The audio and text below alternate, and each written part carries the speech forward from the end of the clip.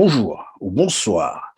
Mesdames, Mesdemoiselles et Messieurs, fidèles internautes, merci d'être au rendez-vous sur TLR TV et bienvenue dans votre émission Droit de savoir. Je suis Christian Perrin. J'ai le plaisir de recevoir encore sur ce plateau Monsieur Clément Mirassa, que vous connaissez très bien, président de la Fédération de l'opposition congolaise. Avec lui, nous allons tenter de décrypter l'actualité socio-économique et politique du Congo-Brazzaville, notamment le nouvel accord entre Brazzaville et le Fonds monétaire international. Nous reviendrons également sur la campagne de vaccination obligatoire contre la COVID-19 lancée au Congo-Brazzaville, mais qui peine encore à convaincre les Congolais. Ensuite, nous parlerons du nouveau drame survenu au commissariat central de Brazzaville, ainsi que de l'enquête menée par la gendarmerie au Congo-Brazzaville qui a pu récupérer une quarantaine de véhicules 4x4 qui avaient été volés par certains agents du ministère de l'Agriculture et de l'Élevage. Voilà pour l'essentiel de ce qui va caractériser notre entretien aujourd'hui avec Monsieur Clément Mirassa. Bienvenue à vous qui venez de nous rejoindre. Bonjour Monsieur Clément Mirassa. Bonjour Monsieur Christian Perrin. On va commencer par le FMI. Vous le savez que finalement, le Congo-Brazzaville va conclure un accord, sinon aura un accord avec le FMI. Cet accord qui attend encore l'approbation du conseil d'administration du Fonds monétaire international. Mais on voulait comprendre avec vous, est-ce que c'est toujours l'ancien accord qui continue, donc les premières négociations qui ont été entamées en 2018, ou c'est un nouveau dossier en tant que tel? Merci pour votre question.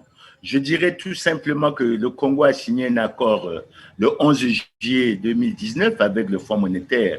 Il faut bien préciser pour que les Congolais comprennent que c'était pour la période 2019-2022. Donc, en fait, les Congolais avaient fondé l'espoir qu'en 2022, leur pays sortirait de la crise et qu'il ne souffrirait plus. Malheureusement, le Congo n'a pas pu respecter ses engagements et cet accord a expiré en avril 2021.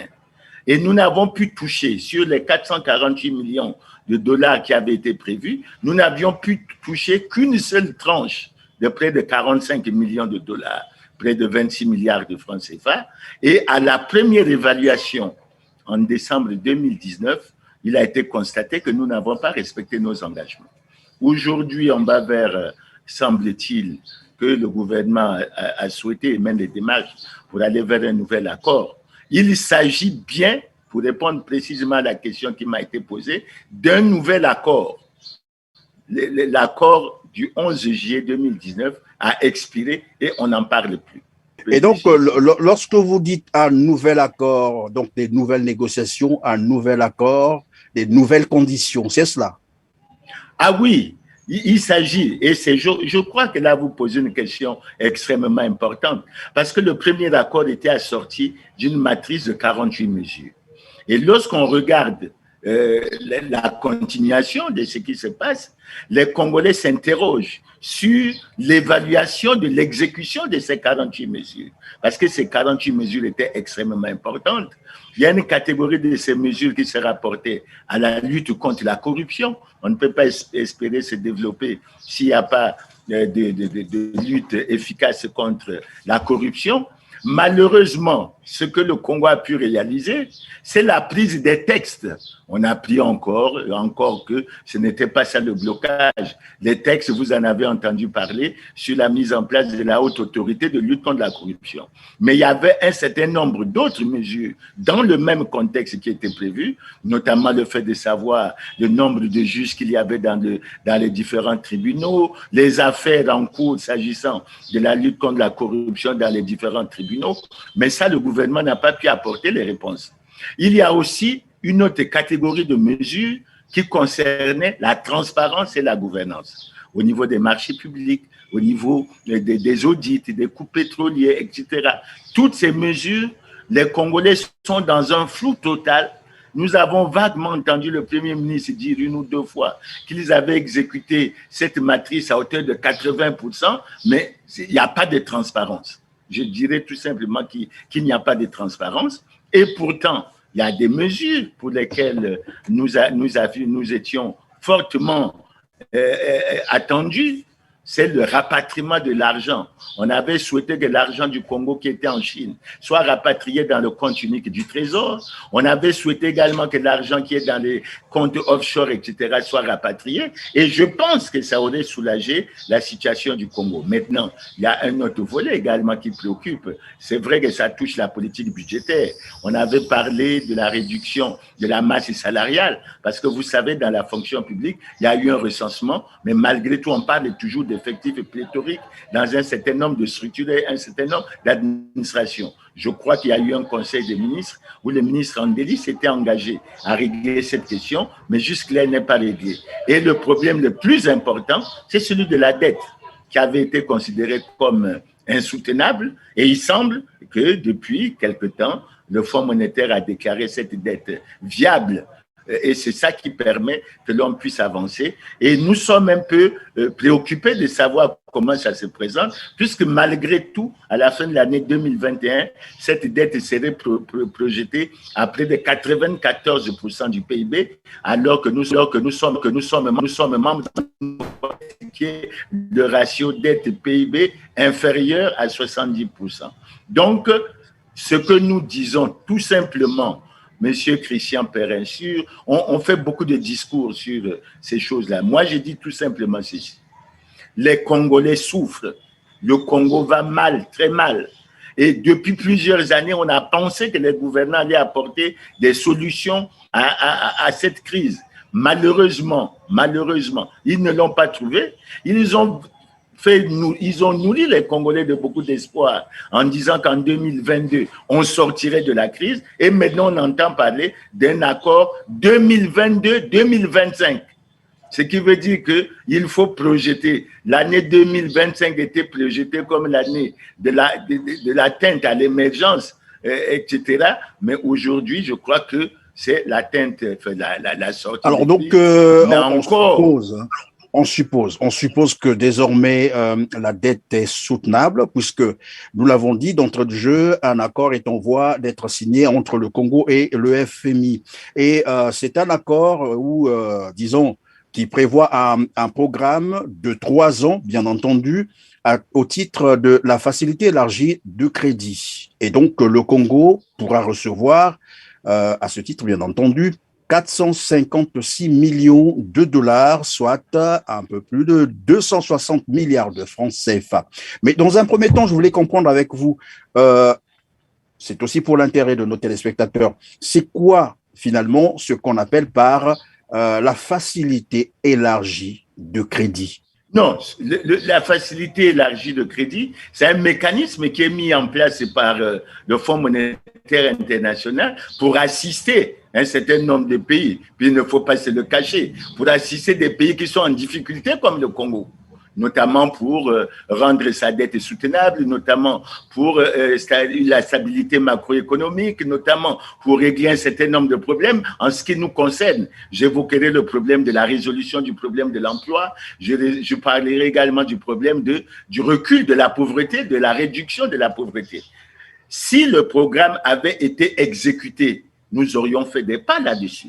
Mais aujourd'hui, le programme n'est pas exécuté. Donc, la préoccupation qui est la nôtre aujourd'hui, c'est de dire, si pour le programme de juillet 2019, nous n'avons pas été en mesure de remplir les conditions que nous-mêmes nous avons acceptées, que nous avons consenties, est-ce que pour le nouveau programme, si le conseil d'administration l'accepte, parce que le conseil d'administration va se réunir, ce n'est pas une chambre d'enregistrement, il aura bien un débat et dans l'intérêt des Congolais et du peuple congolais, il faut bien que cette question soit bien soulevée, parce que ces programmes à répétition, on en parle depuis des années, etc. Et moi, je vous ai souvent donné mon point de vue. 260 milliards de dollars, ça équivaut à peu près à près de 85 milliards par an sur 3 ans. Et vous pensez que 85 milliards avec les problèmes que nous avons, Je crois que Oui, si, je sais pas si mais vous avez... monsieur Mirassa, puisqu'il s'agit de sauver un pays, une population et non un pouvoir, c'est ce que j'ai cru entendre à un moment donné. Je crois que c'est Christine Lagarde qui l'avait dit. Et cette fois-ci, on accorde 456 millions de dollars, nous l'avons dit tout à l'heure, un équivalent de 260 milliards de francs CFA. Et là, vous venez de faire les petits calculs, c'est autour de 80 milliards par an, et ce qui certainement a fait dire d'ailleurs à Thierry Mungala, le porte-parole du gouvernement congolais, que cette aide permettra au gouvernement congolais de libérer les salaires, les pensions, les bourses. Est-ce qu'on peut comprendre que c'est une aide qui est en fait accordée au Congo spécialement pour payer les salaires, les bourses et les pensions? 80 Non, milliards, ça ne représente absolument rien pour le Congo. l'objectif du programme, en fait, Monsieur Thierry Mungala dit qu'on va régler les salaires, etc. On ne réglera pas ces problèmes si on n'est pas en mesure de réaliser les réformes structurelles qui sont demandées par le Fonds monétaire. Je vous ai parlé des 48 mesures. On ne va pas signer un document comme ça, puis on va débloquer que 260 milliards au Congo. Il y a un certain nombre de mesures qui doivent être appliquées. Parmi ces mesures, il y a la lutte contre la corruption. Il y a des mesures au niveau de la politique budgétaire. Il faut qu'au niveau de la dette également, parce que il vous souviendra que nous avions déjà atteint le point d'achèvement de l'initiative de PPTE et malgré tout, nous sommes retombés. C'est la question. Je crois que vous avez suivi sur les réseaux sociaux cette vidéo du défunt Christophe Mukwege, où il se disait comment on explique cet endettement. Et il avait une argumentation suffisamment solide. Non, Monsieur Christian Perrin, nous n'avancerons que si nous agissons dans le cadre des réformes qui permettent la gestion du pays dans la transparence et dans la bonne gouvernance. Et nous n'y sommes pas encore. Nous n'y sommes pas encore. Donc, je pense que ce qui est important pour le gouvernement, ce qui est important pour les gouvernants, c'est qu'une fois que cet accord sera signé, après qu'il soit passé au conseil d'administration, il y aura l'ouverture des autres apports. Il y aura l'apport de la Banque mondiale, il y aura l'apport de la Banque africaine de développement, il y a l'accord de la France qui avait été annoncé, 135 millions de dollars, pour lesquels à peu près un peu plus de 80 milliards de francs CFA, nous n'avions pu toucher qu'une seule tranche sur les trois parce que c'est indexé sur le bon suivi de l'accord avec le Fonds monétaire. Donc, il faut que le gouvernement prenne conscience. Je vous rappelle aussi qu'à l'époque, le ministre, que Dieu ait son âme, que le premier ministre Clément Mwamba avait parlé d'un gouvernement de combat pour réaliser. Mais vous voyez bien que le gouvernement de combat, il s'est fracassé, il n'a pas pu réaliser les mesures qui avaient été demandées. Donc, si le gouvernement tient à ce que l'on puisse bénéficier intégralement de toute cette assistance financière et même technique, il faut qu'il soit en mesure d'exécuter les mesures qui sont demandées. Et je suis sûr, c'est mon avis, M. Pérez, je suis sûr qu'avec le nouvel accord, la matrice de je ne sais pas combien de mesures, je ne sais pas si ça serait une matrice de 48 mesures, de moins, mais je suis sûr que les mesures seront plus corsées. Parce qu'en matière de gestion, en matière de transparence et en matière de bonne gouvernance, le Congo apparaît au plan planétaire comme un véritable casse-tête, tant pour les institutions financières internationales. Oui, mais monsieur Mirassa, je crois que cela devrait plutôt réjouir l'opposition congolaise parce que dans ce programme, il est prévu, bien entendu, en contrepartie, bien entendu. C'est un peu la prise d'un engagement précis sur la bonne gouvernance et la lutte contre la corruption. On peut donc espérer que d'ici là, la situation politique sera décrispée au Congo-Brazzaville et cela devrait normalement réjouir l'opposition, n'est-ce pas? J'aurais pu vous suivre, monsieur Christian Perrin, mais malheureusement, je ne le peux. Pourquoi je ne le peux? En 2009, je vous dis bien en 2009, dans son discours d'investiture, le président Denis Sassou Nguesso a annoncé, et c'était suivi au plan planétaire, que le Congo n'est pas, hélas, exempt de corruption, de détournement de fonds, de fraude. Et il a bien dit lui-même. Et là, ce sont les gouvernants qui sont interpellés. De 2009 à aujourd'hui, ça fait combien d'années? Monsieur Christian Perrin. Vous avez entendu qu'il y a un gouverneur qui a été inquiété? Il ne s'agit pas de faire des simples déclarations pour plaire. Il ne s'agit pas de rentrer dans une vision démagogique. Il s'agit effectivement de prendre des mesures sérieuses et de les mettre en application. Nous, à l'opposition, nous serons bien heureux. On serait très heureux de voir effectivement la lutte sur la corruption être menée. Alors, je vois les responsables actuels de la haute autorité de lutte contre la corruption. J'entends dire qu'ils n'ont pas les moyens. C'est très grave. Regardez pour la pandémie Covid-19. Le gouvernement ne s'est pas réuni pour faire un coup de poing. Ils ne sont pas réunis. Ils ont trouvé des milliards.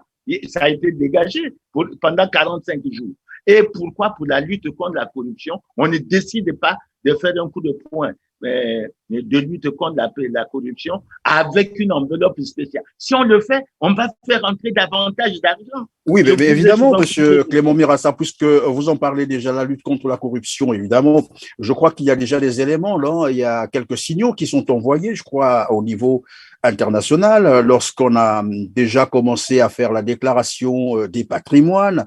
Et tout à l'heure, vous parlez d'ailleurs d'une enquête qui a été menée au niveau du ministère de l'Agriculture et de l'Élevage, où les véhicules ont été récupérés aux anciens, disons, membres du département. On peut considérer que ce sont là des signaux qu'on envoie déjà pour une certaine amélioration, bien sûr, dans la gestion des affaires publiques.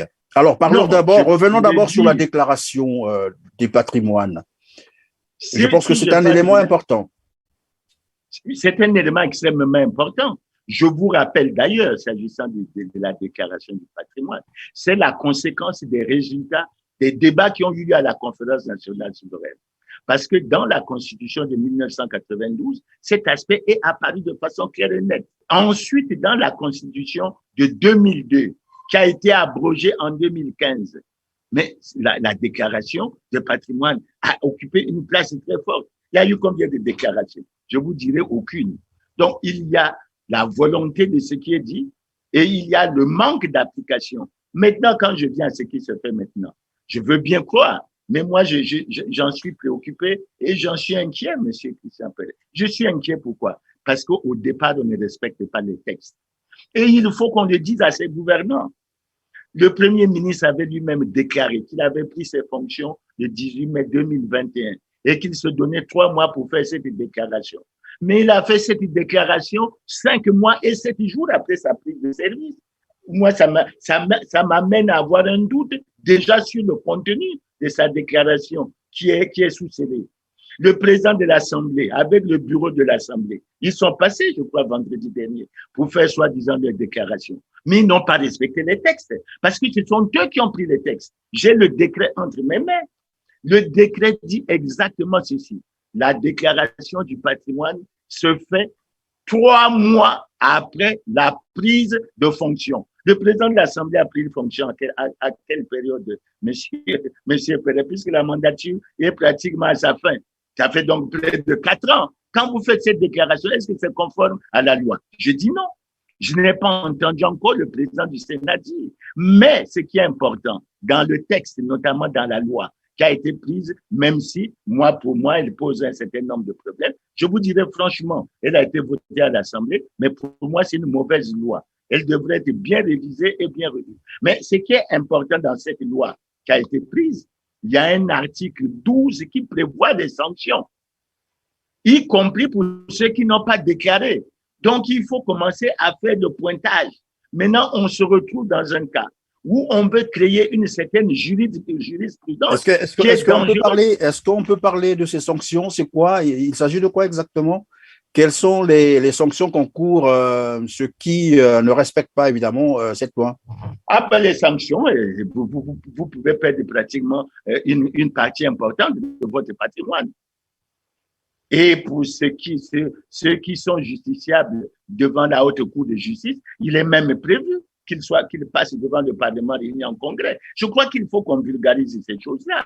C'est pour ça que dans l'application de ce genre de texte, il faut que l'on soit extrêmement rigoureux. Parce que si l'on n'est pas extrêmement rigoureux, on sera complètement à côté. j'ai le texte, cette loi. Et je vais me permettre de vous lire l'article 12 qui parle justement des sanctions. Il est dit ceci. Tout citoyen élu ou nommé à une autre fonction publique visée à l'article 5 de la présente loi, n'ayant pas fait de déclaration de patrimoine ou ayant fait une fausse déclaration de patrimoine ou dissimulé tout ou partie de son patrimoine au moment de la déclaration initiale ou de la cessation de fonction, est puni d'une amende pouvant atteindre le quart de la valeur du patrimoine dissimulé. Et pour nous qui cherchons de l'argent maintenant, mais voilà une piste qui s'ouvre. Il faut malheureusement, la transparence n'étant pas totale, puisque lorsqu'ils déposent leurs documents, c'est scellé et on ouvrira cela qu'au moment où ils auront perdu leur fonction. Entre-temps, évidemment, c'est la question que je voulais vous poser au-delà du formalisme. Est-ce que le contenu est consultable par le contribuable congolais? Est-ce que les Congolais peuvent consulter ces documents? Personne ne peut le consulter. Il faut que les dirigeants congolais le sachent. Thomas Sankara, qui a initié cette affaire, quelques mois avant sa mort d'abord, avait fait sa déclaration de patrimoine qui avait étonné le monde entier devant la structure qui avait été mise en place pour lutter contre la corruption. Et il avait cité lui-même nommément et ses biens et ceux de sa femme.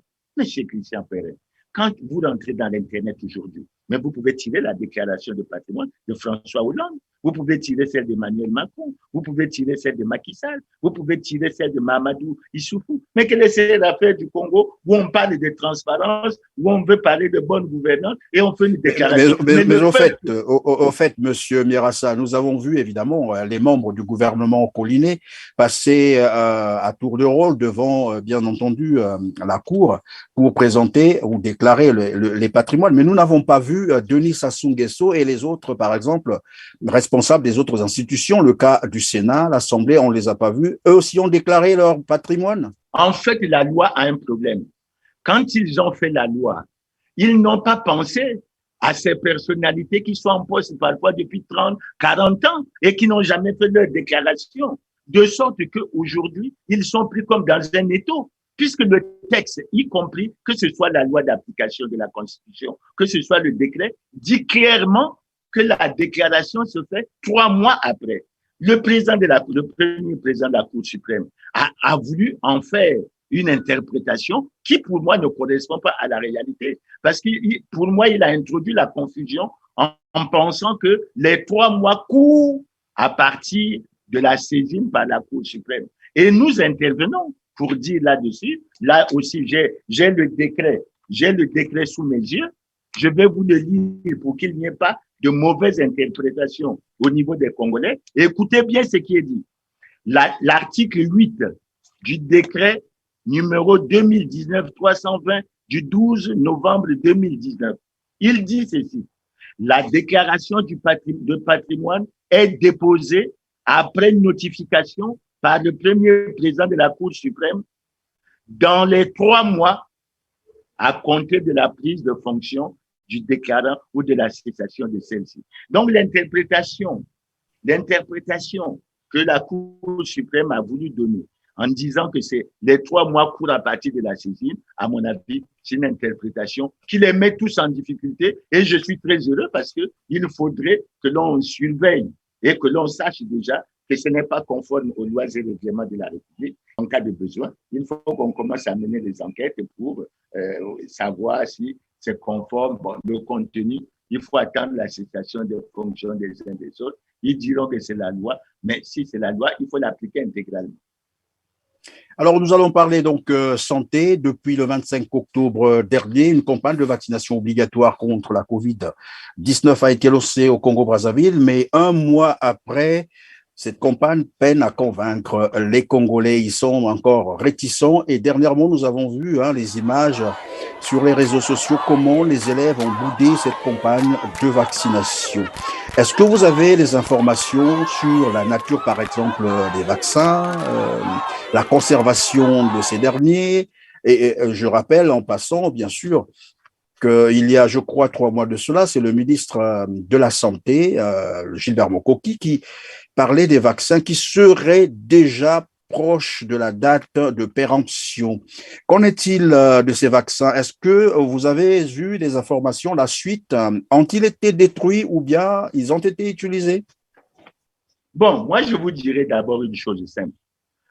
Chacun de nous tient à avoir une bonne santé. Chacun de nous a souvent peur de la mort.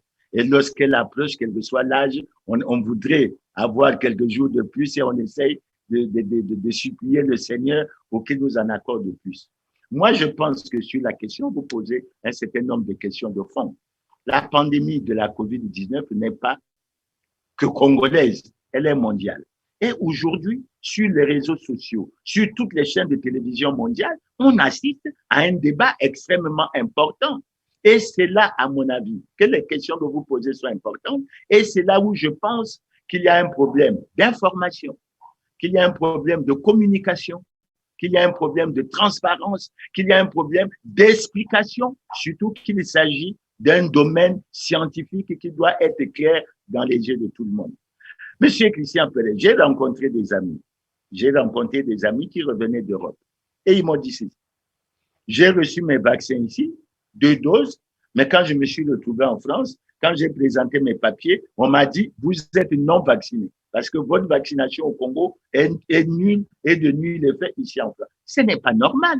Il s'agit d'un problème scientifique. C'est pour ça que, en ce qui me concerne, je pense que le vaccin est extrêmement important pour la protection des uns et des autres.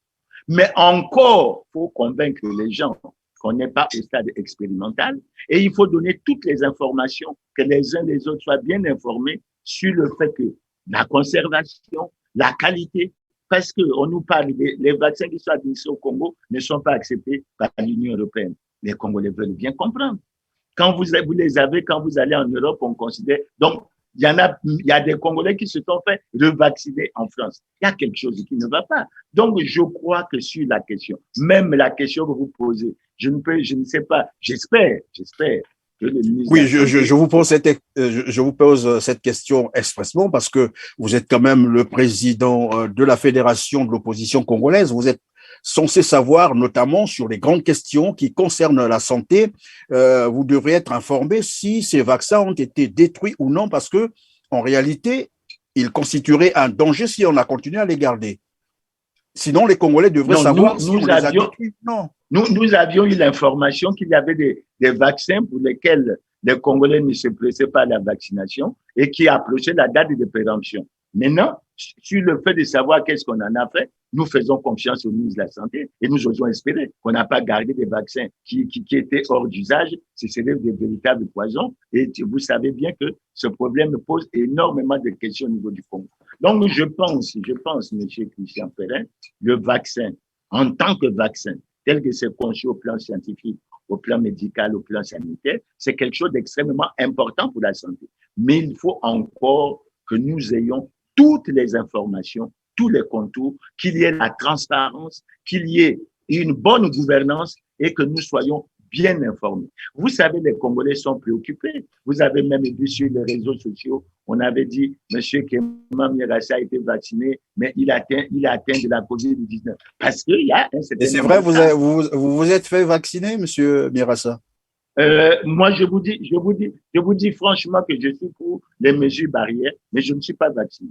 Mais je tiens à préserver ma santé et celle des autres en respectant les mesures barrières. Je ne suis pas encore, même si je reconnais que le vaccin est important, je ne suis pas encore au niveau où j'accepte les informations qui me sont données parce que j'ai beaucoup de questions et je souhaiterais que ces questions puissent trouver des réponses. Évidemment, des mesures barrières au drame qui est survenu au commissariat central de Brazzaville. Il n'y a qu'un seul pas, puisque, vous le savez, évidemment, il y a eu 6 Congolais qui ont trouvé la mort dans les cellules de prison du commissariat central de Brazzaville. Et en réaction à cela, bien qu'après avoir gardé silence pendant des semaines, quand les ONG sont montées au créneau, le gouvernement congolais a été obligé de s'exprimer par la voix de son porte-parole, Thierry Mongala, mais qui a tenté de minimiser le drame, parlant d'un probable étouffement qui aurait conduit, bien entendu, à ces dossiers. La question qu'on se pose, comment se fait-il que dans le même temps, on demande aux Congolais de respecter les mesures barrières, on leur demande de se faire vacciner contre la Covid et dans les prisons, on peut encore noter une surpopulation carcérale, c'est-à-dire des cellules surpeuplées. À en croire, bien entendu, à en croire la déclaration de Thierry Mongala. Non, je vous dirais sincèrement, Monsieur Christian Perrin, que la question des droits de l'homme est une question extrêmement préoccupante. Et je suis très heureux, je suis plein d'admiration pour les ONG des droits de l'homme, comme le CADD de Trésor Nzila et bien d'autres organisations avec les Joe Bina, tout ça, qui se préoccupent de ces questions. La question ne se pose pas que maintenant. Je vous fais un petit rappel. Monsieur Trésor Nzila nous a rappelé, il a fait une campagne là-dessus, il nous a rappelé ce qui s'est passé pour les victimes de la période du référendum du 25 octobre du 2015. Et vous savez bien ce qui s'est passé, que ce soit pour le référendum, que ce soit pour l'élection présidentielle de 2016. Et nous avons été très heureux que Trésor Nzila nous ait donné l'information qu'à Genève, et le gouvernement et les ONG avaient convenu de la mise en place d'une commission indépendante pour faire la lumière sur cette situation. Jusque-là, nous attendons. Je peux vous citer un autre cas qui nous a frappé à l'opposition. C'est la situation où notre frère, que Dieu ait son âme, Augustin Kalakala, s'est retrouvé pratiquement à moitié mort devant la morgue, etc. Et quelques mois après, il a trouvé la mort et le gouvernement s'était engagé à mener une enquête pour faire la lumière totale sur cette affaire. Jusqu'à aujourd'hui, rien n'a été fait. Vous avez suivi également, puisque vous voulez parler de la réaction du ministre du porte-parole du gouvernement, vous avez suivi ce qui s'est passé à Chapona. Pourquoi n'a-t-on pas tiré les leçons de ce qui s'est passé à Chapona? Pour moi, est-ce qu'il est responsable de venir dire qu'il s'agit de décès accidentels, qu'il s'agit d'étouffement? Mais l'étouffement, c'est une torture. Le fait qu'il soit amassé dans une cellule, c'est une torture. Pourquoi on se plaint en disant tout le monde connaît la situation, qu'il y a davantage de délinquance juvénile, mais la délinquance juvénile n'est que la conséquence d'une politique qui est menée dans le pays. Et c'est bien le gouvernement qui mène cette politique. Donc, moi, je dis, ce qui a été dit par les ministres, le porte-parole du gouvernement, moi, je le considère inacceptable. Je pense que devant la situation qui se présente, avec la menace qui pèse sur la COVID-19 et avec ce qui est dit par le gouvernement, coup de poing COVID-19, etc., ça devait être suivi par une politique de désengorgement des prisons. Et cela avait été demandé d'ailleurs par l'OMS, qui avait demandé à tous les gouvernements du monde de désengorger plutôt les prisons. L'OMS l'a demandé. L'OMS l'a demandé. Et nous, en tant que fédération, nous en avons profité, surtout après la situation sanitaire difficile qu'a connue notre frère Jean-Marie Michel Moukoko. Nous avons demandé la libération totale de Jean-Marie Michel Moukoko d'André Okombi et que l'on désengorge la maison d'arrêt. Maintenant, tel que dit par le porte-parole du gouvernement, c'est un aveu, c'est une reconnaissance de la responsabilité. Et ça ne peut pas être laissé passer comme ça. C'est pour ça que moi je pense, Monsieur Christian Perrin, que vraiment nous soutenons fermement l'idée qui est défendue par les ONG, les Trésors Nzila, les autres, etc., sur le fait qu'il faut faire la lumière sur cette affaire, qu'il faut que le gouvernement prenne des dispositions pour que des autopsies soient faites. Moi, j'ai pratiquement été touché par le témoignage de la sœur de ce défunt frère Loubaki, qui a dit que lorsqu'il est arrivé à la morgue, les gens de la morgue lui ont fait un témoignage en disant, mais lorsqu'on a amené les 6 corps, il y en avait un qui respirait encore et nous avons dit, pourquoi vous l'amenez ici? Il fallait l'amener à l'hôpital. Bon, le temps de faire un tour et de revenir pour dire, il est mort. Non, ça entraîne un certain nombre de questions. Et je pense qu'il faut préciser que la force publique est apolitique. Elle agit en fonction des lois et règlements de la République. Et les lois de la République disent que la vie humaine est sacrée et ensuite que la torture est interdite dans ce pays. Je ne vois pas pourquoi un gouvernement éviterait qu'on mette une commission qui fasse la lumière sur une situation. Est-ce qu'il y a un problème? Si d'aventure Il n'y a pas de problème, mais la commission indépendante de gouvernement. Et moi, je suis vraiment surpris par le comportement du gouvernement, surtout avec la déclaration de politique de son programme, le Premier ministre Colline Makosso, avec la déclaration qu'il a faite dans cette présentation. Mais je pensais qu'on militait pour la transparence, on militait pour la bonne gouvernance et que lorsqu'il y avait ce genre de situation, on ne devrait vraiment pas hésiter à ce qu'une commission soit mise en place. Je rappelle entre fait que dans un certain nombre de pays organisés, il y a la police, c'est vrai, mais il y a la police des polices qui, lorsque ce genre de problème se pose, intervient comme pour arbitrer et rendre soit justice, soit faire un certain nombre de choses. Donc, nous soutenons ce qui a été dit et nous souhaitons vivement que la lumière soit faite sur la mort parce que les témoignages sont clairs. Les gens disent qu'il a tué. Il faut qu'on aille de l'avant là-dessus. Alors, qu'est-ce que l'opposition congolaise a prévu pour évidemment dénoncer cette série on dirait, de massacres des jeunes, parce que finalement, c'est devenu courant. C'est tous les jours qu'on exécute froidement les jeunes.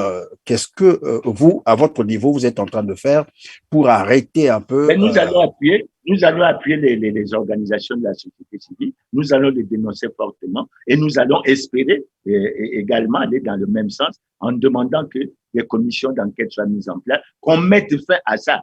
Parce que n'oubliez pas, monsieur Christian Perrin, qu'à chaque fois que nous sommes intervenus, nous avons toujours dénoncé l'acharnement sur les opposants, alors qu'il y a beaucoup de gens qui posent des actes, soit en termes de responsables des crimes économiques et financiers, qui ne sont nullement inquiétés et qui se baladent à travers la ville.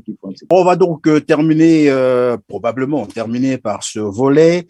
Une enquête a été menée au niveau du ministère de l'Agriculture et de la Pêche où on a pu récupérer plus d'une quarantaine de véhicules 4x4 que les membres ou les responsables, certains responsables de ce département avaient, je ne sais pas si c'est le terme qui convient, volé, sinon pris en otage avec eux. Et ces véhicules, c'est peut-être pas tous les véhicules, mais au moins une bonne partie a été récupérée. Ce qui est curieux, c'est qu'à la date d'aujourd'hui, et même quand on a présenté ces faits à la télé, jusque-là, on ne connaît pas les auteurs. On ne nous a pas présenté les auteurs. Est-ce que ces auteurs ont été présentés devant la justice, pour vous qui êtes sur place? Non, moi je dois donner ma réaction.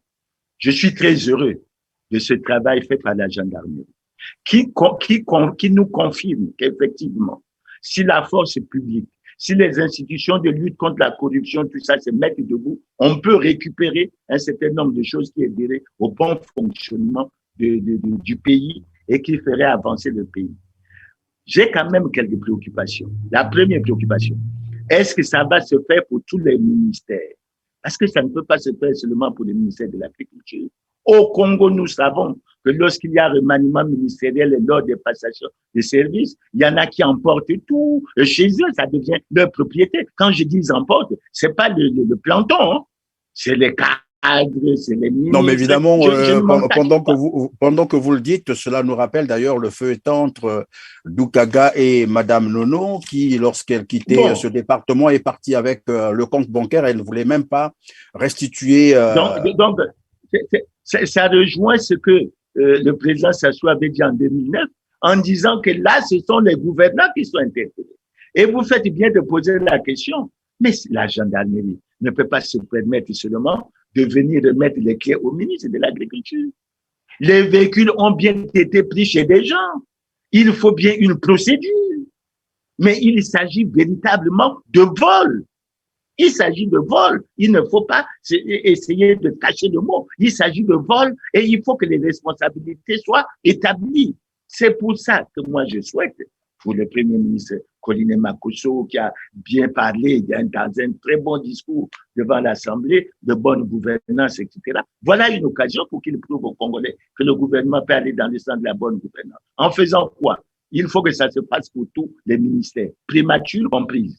Ensuite, il faut que les responsables, ceux qui ont été à la base de ça, soient bien connus, bien dénoncés et que les procédures judiciaires suivent leur cours. C'est comme ça. On ne peut pas aller le 25 octobre avoir fait la déclaration de patrimoine s'il y avait ce genre de véhicule? Est-ce que ça apparaîtrait dans la déclaration? Je n'en sais rien du tout. Donc, il faut que ça continue. Maintenant, M. Christian Perret, souvenez-vous de ce que j'ai toujours dit. Au lieu d'aller au Fonds monétaire, mais si il y a une union sacrée dans ce pays, pour qu'on essaye de mettre tout le monde debout pour essayer de récupérer tout ce qui a été volé, tout ce qui a été détourné. Parce que vous vous rendez compte, 64 véhicules dans un seul département ministériel. Mais c'est important. Et dans le passé, ça s'est passé comment? Il faut vraiment prendre des dispositions pour mettre fin. Et le gouvernement doit prendre des mesures pour dire que lorsqu'il y a passation de services, on doit interdire à tout cadre, à tout ministre sortant, à toute personnalité nommée ou élue à une fonction d'amener un véhicule qui a été acheté avec de l'argent de l'État. Et moi, ça m'a convaincu de ce que, avec la volonté politique, on peut récupérer beaucoup de choses. Ça peut être des véhicules, ça peut être l'argent. On peut faire revenir l'argent qui est dans les comptes offshore. Ça nous aidera à régler fondamentalement le problème. Et c'est là où je vous dirais. Sinon, cela peut s'avérer aussi comme des actions ou des actes de charme, juste pour essayer un peu de convaincre le Fonds monétaire international. Et après, bon, on retombe dans nos habitudes parce que on constate évidemment que les gros poissons, en fait, comme on le dit, ne sont pas inquiétés. C'est des petits frétins qu'on va attraper pour présenter devant les caméras. À quand les gros poissons, comme vous le dites, là, ceux qui détiennent des milliards de parts vers eux? Vous croyez que pour les véhicules, là, il n'y a pas de gros poissons. Je suis convaincu qu'il y a des gros poissons, des menus frétins, il y a tout le monde là-dedans. Parce que pour prendre un véhicule de l'État et le garder chez soi, le gouvernement a été mis en place au mois de mai. Jusqu'à maintenant, je crois qu'il faut quand même se dire, avoir du courage. Alors. Confiance en soi. Mais moi, j'ai dit, M. Christian Perret, c'est pour ça que je dis, en même temps que le gouvernement mène des démarches auprès du Fonds monétaire pour signer un accord, etc., il faut que le gouvernement prenne des dispositions pour que nous récupérons l'argent qui a été soit volé, soit détourné, l'argent pour lequel nous sommes informés maintenant qu'il est caché dans les paradis fiscaux. Les responsables, dans certains cas, sont connus. Je ne vois vraiment pas. Et vous voyez bien que ça crée un malaise lorsqu'on dit on s'attarde sur les menus frétins et les gros poissons, on les laisse libres. Ça crée de la frustration. Ça ne nous amène pas vers une démarche de réconciliation nationale. Et je crois que ça devrait nous faire réfléchir. Mais je félicite la gendarmerie qui a déjà fait ça. Mais nous disons à la gendarmerie, ce que vous avez fait, c'est très bien. Mais ce n'est pas assez. Il faut que vous continuez et que vous continuez toute la procédure et que tous ces gens-là soient tracés. Je vous rappelle que le directeur général de l'assurance du territoire à l'époque, avant que ça ne change de nom, avait publié un communiqué pour dire qu'il y avait des Congolais qui avaient détourné de l'argent. On avait donné un délai en disant, s'ils ne se présentent pas, on va les traduire au parquet. Jusqu'à aujourd'hui, personne n'a été traduit devant le parquet.